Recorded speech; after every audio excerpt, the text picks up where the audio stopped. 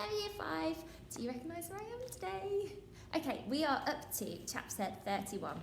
In the last chapter, Addy was flashing his torch at somebody in the building opposite, which is Gaia's tower. He counted up to 17, and he saw that it was on her floor, Gaia's floor, that the torch was flashing back, and they were flashing patterns to each other. Sam, and I think it might have been David, thought that it was Gaia flashing her torch at Addy. So let's see what happens. Chapter 31. The next morning when I wake up, the very first thing I do is look out the window at Gaia's tower. From where I am, I can see that the Blutchers have completely surrounded the block. Even from so high up, I can see their glistening blue bodies entangled with one another, and terrifyingly, I see that they are moving. Are they swaying in the wind or raging towards Gaia's tower, reaching further to their next meal? The ground all around the tower is thick with them, a mass of blue. And I can see with deadly certainty that they have started to feed. It is the same with all the other blocks that are still standing. I can almost sense the Blutchers' hunger in the way that they have gathered around the bottom of each building, their silvery blue colour pulsing as they push forward. Like how sometimes you can see your heartbeat on your wrist. It's not a big movement, but it doesn't stop. One pulse follows another, and then another, and then another, and it won't stop until that building has gone. Whatever it is they're doing, it won't be too long before they eat away so much at the bottom that the blocks will all just collapse. I can see that the lower parts of the building are already a little thinner. They won't last long.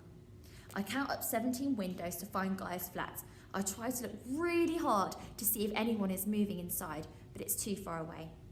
But I know there's someone there, and that if I don't do something, I will watch the tower fall, knowing that there is a person trapped inside.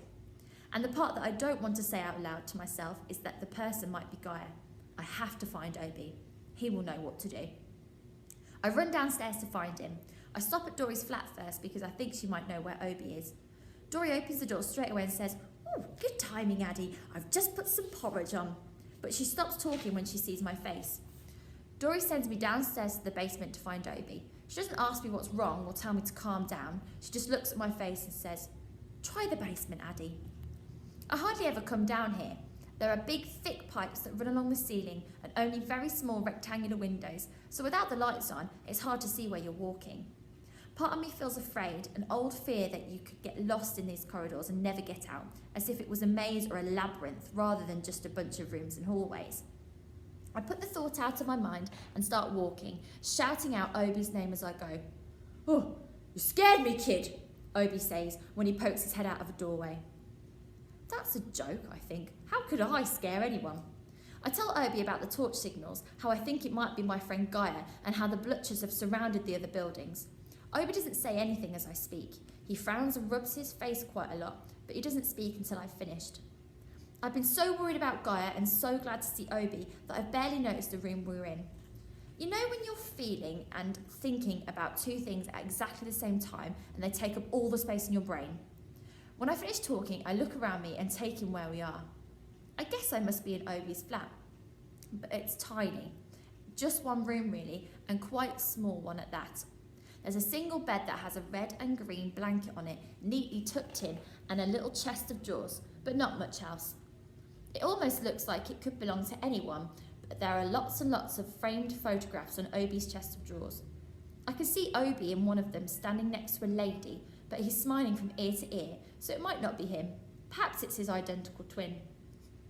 I open my mouth to ask him who it is, but then I remember in a rushing flood why I came to find Obi. I think of Gaia trapped in the tower, the blue swarm of Blutchers hungrily feasting on the foundation of her building. "Please help," I say instead. When Obi talks, it's so slow and quiet that I have to strain my ears to hear him. "We must try to rescue them," he says. But what about the spores?" "We must try," he says again.